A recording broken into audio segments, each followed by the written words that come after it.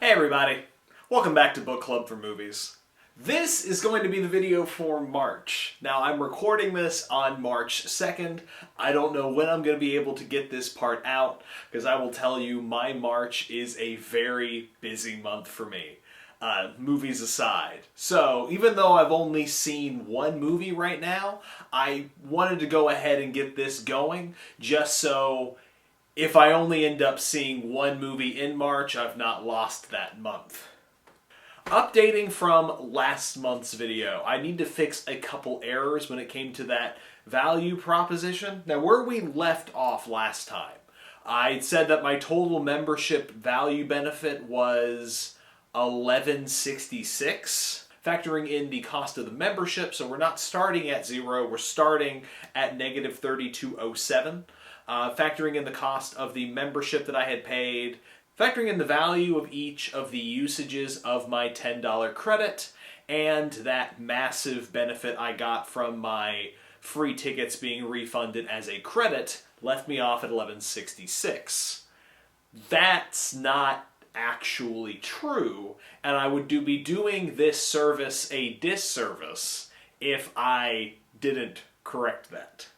So, I forgot about Fandango's waived ticket fee. I know I talked about it in the video, but I didn't actually highlight it because it gets left off of your receipt when you look at your final purchases. So if you're somebody like me making a video like this, that line item is left off entirely. It's about $2.19 per ticket. So being that I buy 2 tickets every time I go to the movies, I'm looking at an additional $4.38 every time I go to the theater. So, looking at that with our new value proposition, I've actually gained $20.42. We're well above where we left off. Just wanted to update that before we even got started. We're talking about March now. And I know I said it was going to be March, but I was able to see Scream 7 the last day of February. I wasn't originally thinking I'd be able to, so I said I'll see you all in March, but I actually ended up seeing it on the last day in February. And I do have some thoughts, but we'll come to that. So, Saturday, February 28th at 1 p.m., I was able to see Scream 7 at the High Point AMC 8. Now, I will say I've got a couple things I want to talk about in regards to this theater. The pros and cons. This wasn't me just hyping it up in my head because I was unable to go to this theater for my other movies. This is something that I genuinely experienced. And if you look on this slide, it says possibly one of the worst theater-going experiences of my life. I'll talk about that, but that's not the theater's fault. What is the theater's fault is when I look to buy tickets for this particular theater, it shows these paired reclining seats. And that's one of the things that attracted me to this theater, was if you look here on this picture, you can see you've got groups of 2 recliners. And what looks like to be nice walkways in between each of the rows of 2. That's not the case. They are stuck in together tight. So yes, there are 2 recliners next to each other, but those 2 recliners are immediately touching 2 recliners, 2 recliners, 2 recliners, 2 recliners. So if you need to get up to use the restroom, you are getting up and you are going all the way down like you would at any other theater. It's a little bit of a detriment because this picture really sold me on the idea of having these little walkways in between the seats. So yeah, it was a large screen, flat seating. I don't think I like flat seating when it comes to movies. Maybe it's because of how this theater is set up.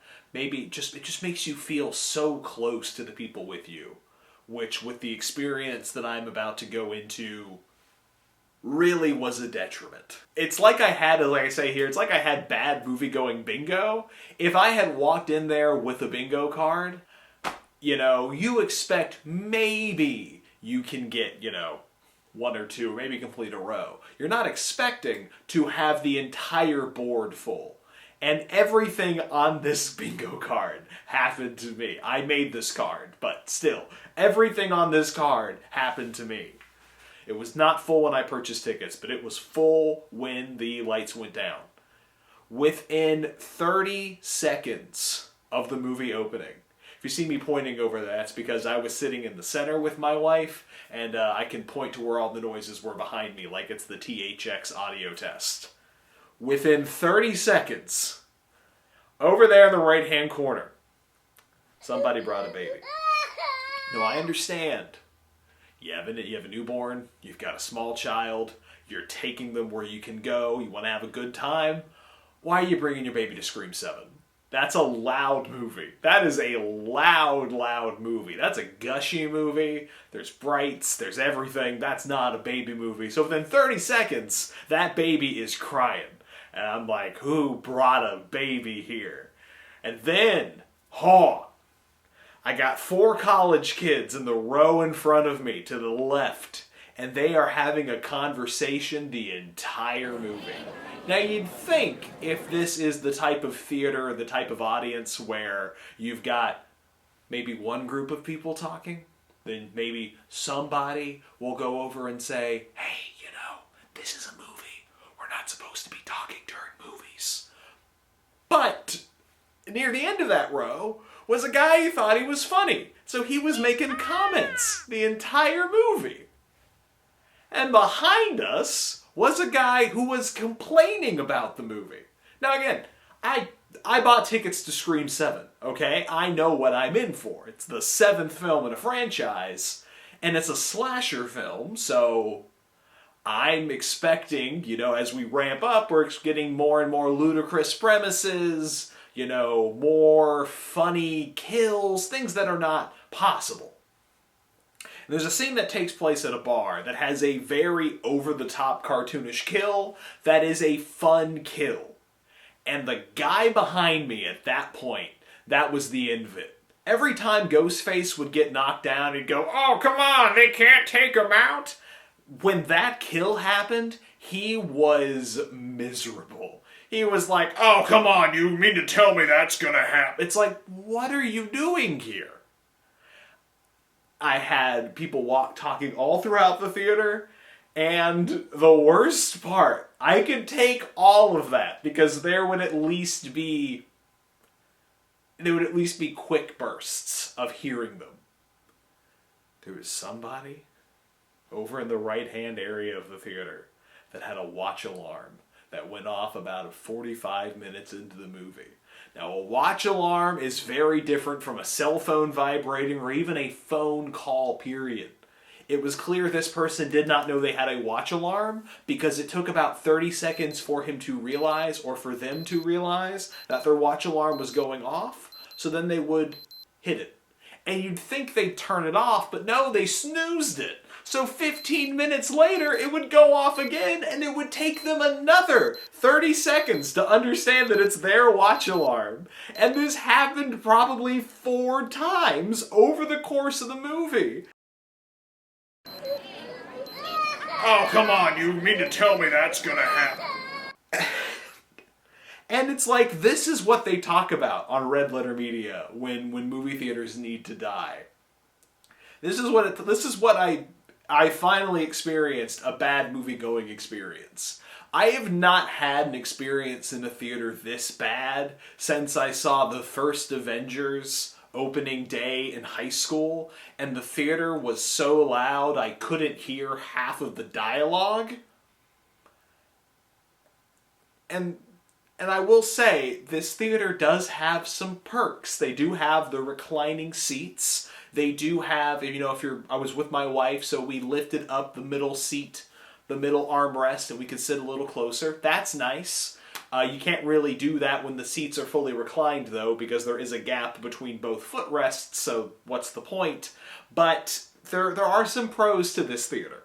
I'm not blaming the theater for this. This is just my experience, and I don't think I can see a slasher in a theater this full again. because it was a miserable experience sitting with a room full of people that forgot you were supposed to be quiet at the theater. You can be loud during the loud parts. One comment or two comments is fine, but the entire movie, that was a bad time. Let's talk about Scream 7 real quick. Spoiler-free review.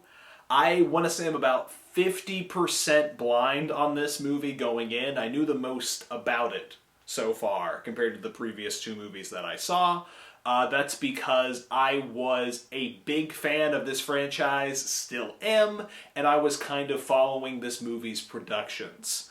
I know due to a certain controversy, they basically had to nuke their original idea for Scream 7, and that's one of the reasons why I was so interested in Scream 7, was because Kevin Williamson, the writer of the original films, was now the director and the co-writer. So we have the voice, one of the original creative elements of this franchise, merging with the new writers of Part 5 and Part 6, coming together and making kind of a hodgepodge of the old versus the new. I knew a couple things about this film. I did get a short trailer. I've only seen one trailer about this movie, and that was before Good Luck, Have Fun, Don't Die. I got a really short trailer, and that trailer only showed stuff that happened about the first half hour of the movie, so that was nice to see. If you go in based on that first half hour, you think Scream 7 is a home invasion film, as I originally thought it was going to be, and it's not that at all. I also, since I had been following the trades, knew certain actors were coming back. I'll leave it at that. But when you walk out of a franchise film at the end, I didn't walk out of this movie, when you leave the theater at the end of a franchise film, when it's a long-running franchise, especially horror at that, if you walk out and you say, that's about the fourth best, that's not a bad thing. A long-running film franchise is like going to a chain restaurant where somebody will ask you, do you like Chili's? And you'll go, I love Chili's. I love this at Chili's. The Triple Dipper cannot be beat. All of those options, the cheap drinks, I love Chili's. And then somebody takes you to a bad Chili's, you don't write off the rest of the Chili's. You just say, I don't want to watch that one. Or to fix my metaphor, I'm never going to that Chili's again. As somebody who watches franchises in their entirety, it's like, you gotta swallow the pill of the first couple. Or you skip over one when you go to rewatch them. I will not be skipping this one when I rewatch it. I genuinely think it's my fourth favorite in the franchise. It's a really tight run between 2, 1, and 5 for various reasons, but I think this fits snugly under that three-way tie for first place for me. That may change upon rewatches, but one of the reasons why I really, really liked this movie was because Neve Campbell was back. She smartly sat out that previous film. Her absence was felt because they gave her a really paltry sum from what I've heard, and she just said, I don't need this. Even though this is my franchise, I don't need this. And you get a very great performance out of her. And it's one of those things that can really only come from the original writer of the franchise, who's been writing this character for so many entries, now being not only the co-writer of the screenplay, but being the voice behind the camera. So he created this character. He's given her a voice, and now he's directing that voice behind the camera. And Neve Campbell is exceptional in this. The other returning faces are used well. If you somehow, for some reason, saw me talk about Scream 7 in an earlier video, I called it. I'll leave that at the door.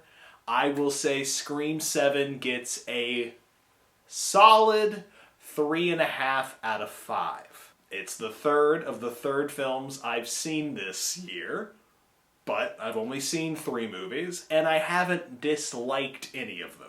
Scream 7 just kind of fits in last place. Now, let's talk about my cost for Scream 7. I had to use my gift card to cover the cost of the second ticket. I had my $10 credit that I was given on the 25th of February, and then it waived my $4.38 ticket fee. I had $2.97 left over from my ticket credit from the previous video, and then I had to use $8.36 from my gift card. Let's talk about concessions real quick before I get to our new total. At this theater, I will say one of the perks for it. I will be coming back to this theater eventually. It is an older theater. It is a bit more run down.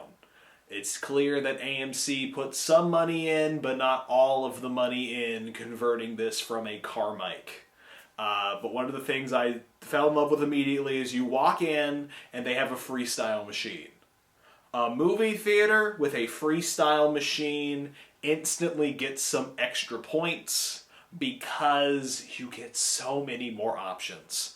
I was able to give myself a Coke Zero cream soda, which is a drink I had on my cruise, and it was a delicious drink, and I've not been able to find it since because I don't go to restaurants that have freestyle machines. I don't see freestyle machines often, so anytime I see one, I'm like, that's great.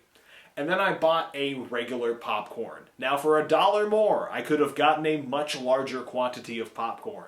But I'm working on my weight this year. I'm kind of chronicling my weight loss throughout the year. It's going well, but I didn't want to end up eating an entire tub of popcorn. So I bought a regular popcorn, and 2 large drinks and 1 regular popcorn came to $26.65. So, with our new tracking, starting with the 2042 that I have gained on this use of membership, factoring in the cost of the ticket and the convenience fee, and my ticket credit, we're now looking at $37.77 overall gained on this membership.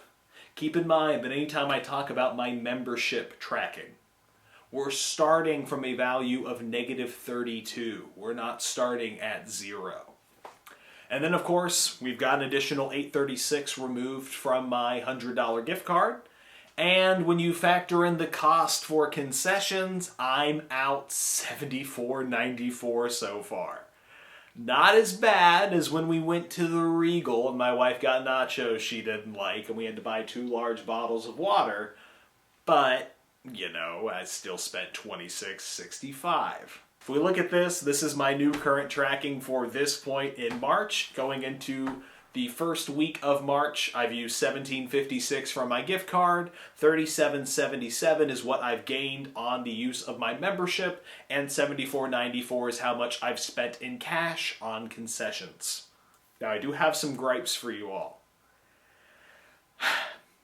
That's kind of why I'm recording this video now, is what I'm talking about may not be relevant by the time this video comes out. So if this ends up being March Part 1, it's because there's a sizable gap between when I'm able to see a movie at the beginning of the month and when I'm going to see a movie near the end of this month.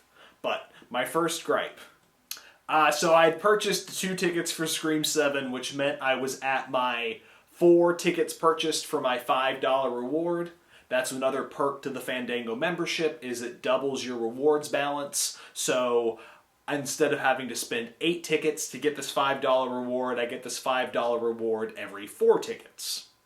So since I'm buying 2 tickets every time I go, that's 2 times and I get $5. The problem is that this reward, as you can see here from my email, again, no push notification, nothing in the app that alerts me. I had to seek this out. Thankfully, I had my email open. This email lets me know that, hey, you've earned your $5 reward. I have 3 weeks to redeem this reward, and then it's going to go away if I don't use it. So, why am I bringing that up? It's March 2nd. The next time I'm going to be able to see a movie is the 21st. That's a real tight turnaround there. Thank goodness I see movies on the weekend, because if I was seeing this movie on like a Monday or a Tuesday, that credit's going to expire before the show times are live for that following weekend. Gripe number 2 is that you cannot get this promo anymore. That promo that's given me so much of that value that I've gotten out of the membership so far, you can't get this promo anymore. This promo has been discontinued. And I'm going to keep you all up to date as to when this promo or if this promo comes back. And as I was preparing to make this video that I'm shooting right now, I went to the Fandango website and I saw something that looked like this promo. And I was so excited because I could tell you people, yes, you can also get this membership. This membership has been such a benefit to me. I've really enjoyed going to the movies again. Scream 7 aside. But the problem is that the current version of this promo is terrible.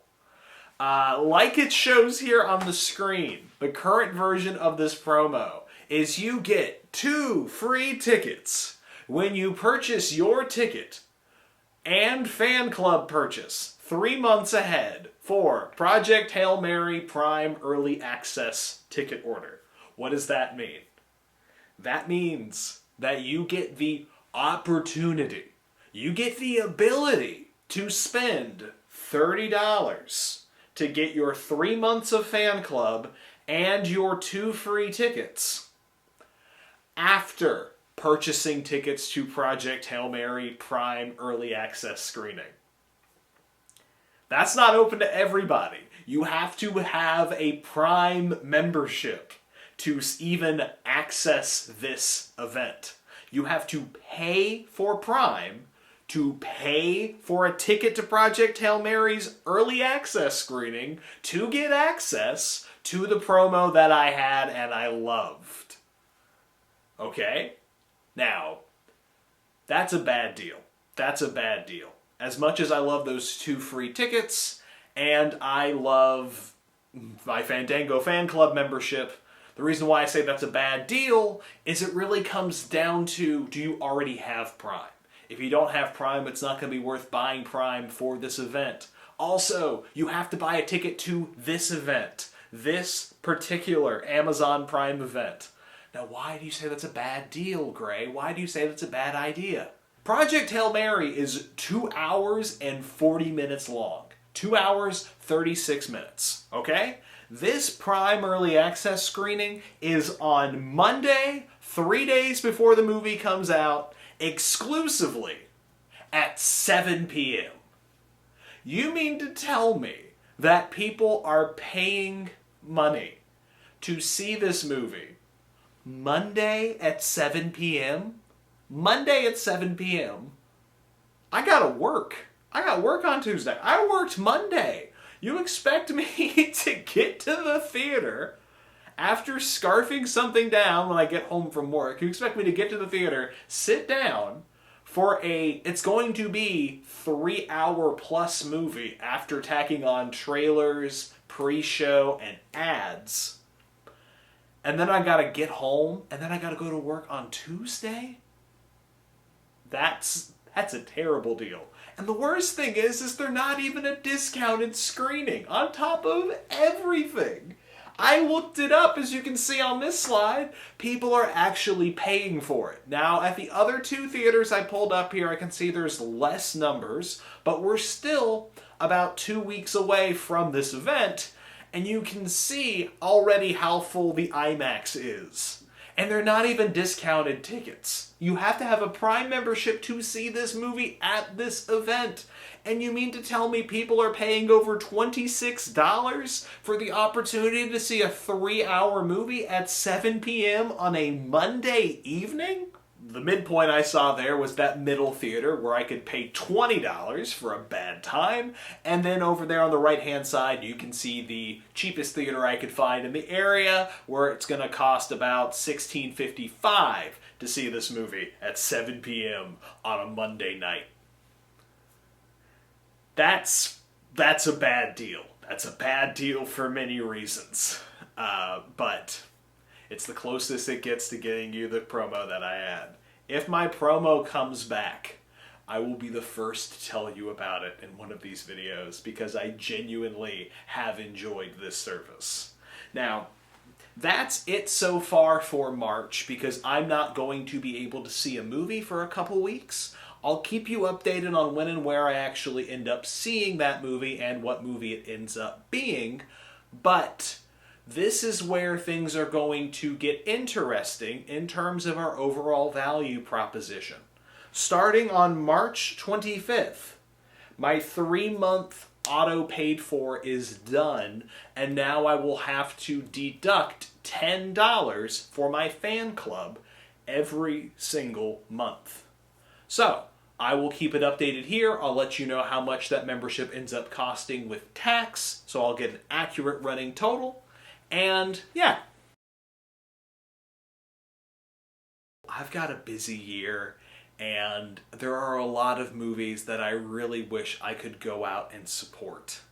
Like, The Bride is opening this weekend, this completely insane $80 million adaptation of The Bride of Frankenstein by Maggie Gyllenhaal with Christian Bale playing Cockney 40s Frankenstein.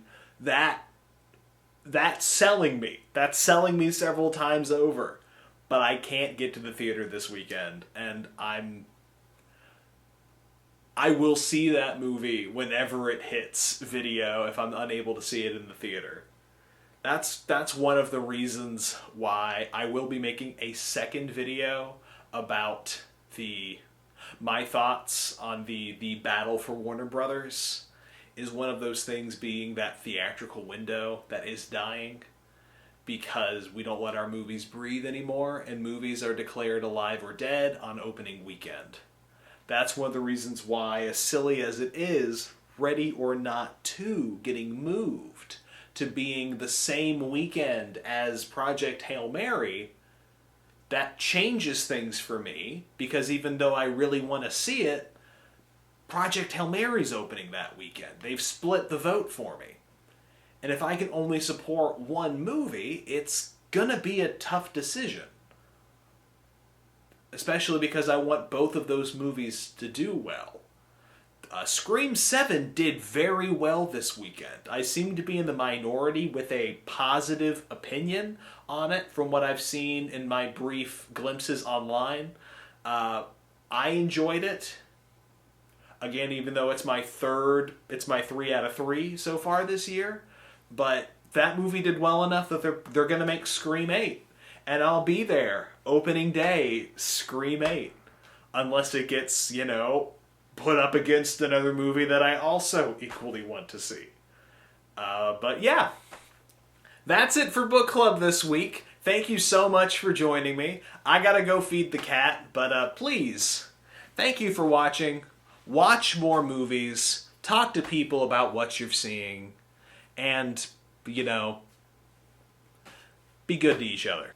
This is Book Club, people. You're on this ride with me as much as I am on it. We're going to the theater as many times as we can, supporting the movies that we love. See you next time on Book Club for Movies. Have a great week, everyone.